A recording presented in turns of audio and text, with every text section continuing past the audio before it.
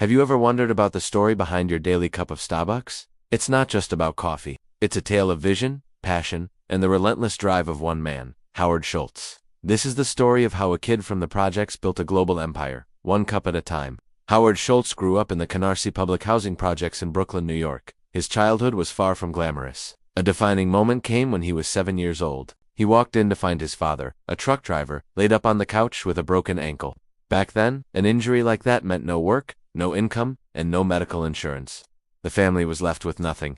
That image of his father, helpless and defeated, was seared into Schultz's memory. He later said, "I saw the American dream broken from my dad, and I was determined to build a different kind of company." This wasn't just a business plan. It was a personal mission. Schultz was the first in his family to go to college, earning a degree from Northern Michigan University. He started his career in sales, eventually working for a Swedish kitchenware company called Hammarplast. This is where the story gets interesting. He noticed that one small coffee bean retailer in Seattle was ordering an unusually large number of their drip coffee makers. Intrigued, Schultz decided he had to see this place for himself. In 1981, he flew across the country to Seattle and walked into a small shop called Starbucks. The moment he walked through the door, he was captivated. The aroma of freshly roasted coffee beans was intoxicating, but it was more than that. He saw the passion of the founders, Jerry Baldwin, Zev Siegel, and Gordon Boker. They weren't just selling coffee, they were creating an experience. Schultz knew, deep in his gut, that this was something special. He felt like he had found his home. He spent the next year begging the founders to hire him. They were hesitant. They worried his corporate ambition would compromise their mission, but Schultz was persistent. He finally convinced them, and in 1982, he joined Starbucks as the director of marketing and operations. At the time, Starbucks only had 4 stores and exclusively sold whole bean coffee. They didn't even brew coffee for customers to drink in the store. A trip to Milan, Italy, in 1983 would change everything. Schultz walked through the city and was amazed by the hundreds of espresso bars. They were more than just places to get coffee. They were community hubs. People gathered, talked, and shared a sense of connection. The baristas knew their customers by name. It was what Schultz called the third place, a comfortable, sociable environment between home and work. He had a sudden, powerful epiphany. This was what Starbucks was missing. This was its destiny. He raced back to Seattle, bursting with excitement. He tried to convince the founders to replicate the Italian coffee house culture. "We need to serve espresso drinks," he told them, but they resisted. They were purists, dedicated to selling whole beans, and they believed that turning Starbucks into a cafe would detract from its core business. They were afraid it would become a restaurant, not a coffee roaster. Frustrated but undeterred, Schultz managed to convince them to let him run a small pilot program in one of their new stores. He set up a small espresso bar in a corner of the store, and it was an instant, runaway success. Lines snaked out the door. People loved the experience of the handcrafted lattes and cappuccinos. Schultz had proven his concept. He saw the future, but the Starbucks founders still couldn't see it. Their disagreement over the company's direction led to a painful decision. With a heavy heart, Schultz left Starbucks in 1985 to start his own coffee bar chain, called Il Giornale, which means the daily in Italian. He needed to raise a significant amount of money to get it off the ground. He pitched his idea to 242 potential investors. An astonishing 217 of them said no. But Schultz refused to give up. He believed in his vision with every fiber of his being. He finally secured the funding he needed, including a crucial investment from one of the original Starbucks founders, who now saw the potential.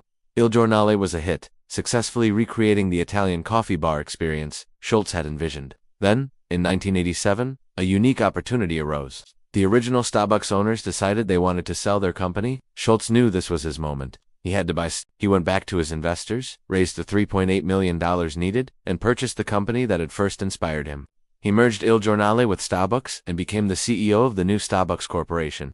Now in control, Schultz could finally execute his grand vision. He wanted to expand, but he also wanted to build that different kind of company he had dreamed of as a boy. Remembering his father's plight, he made a revolutionary move. In 1988, he offered comprehensive health insurance to all employees, including part-time workers. This was unheard of at the time. A few years later, he introduced Beanstalk, a stock option plan that made every employee a partner in the company's success. He wasn't just building a business, he was building a community, and treating his employees with dignity and respect was central to that philosophy. Under Schultz's leadership, Starbucks embarked on one of the most incredible growth stories in modern business history. The company went public in 1992, and from there, it exploded. Stores opened across the United States and then the world, from Tokyo to London. Schultz didn't just sell coffee, he sold an experience, a consistent and comfortable third place wherever you went in the world. He transformed a simple commodity into a premium lifestyle brand. But the journey wasn't without its challenges. In 2000, Schultz stepped down as CEO to focus on global strategy. In the years that followed, the company's rapid expansion led to a dilution of the core experience.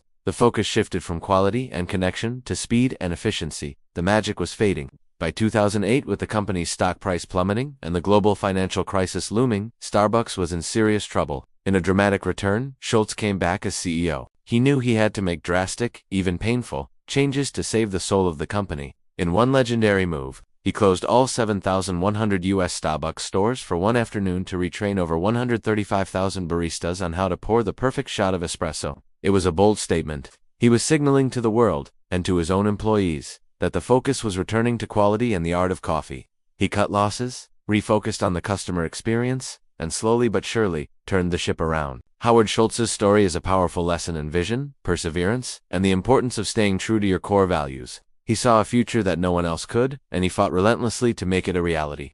He built an empire not just on coffee beans, but on the idea of community, connection, and treating people with respect. So the next time you hold that iconic green and white cup, remember the journey it represents, from the projects of Brooklyn to the coffee capitals of the world, all driven by one man's unwavering dream. Thanks so much for watching.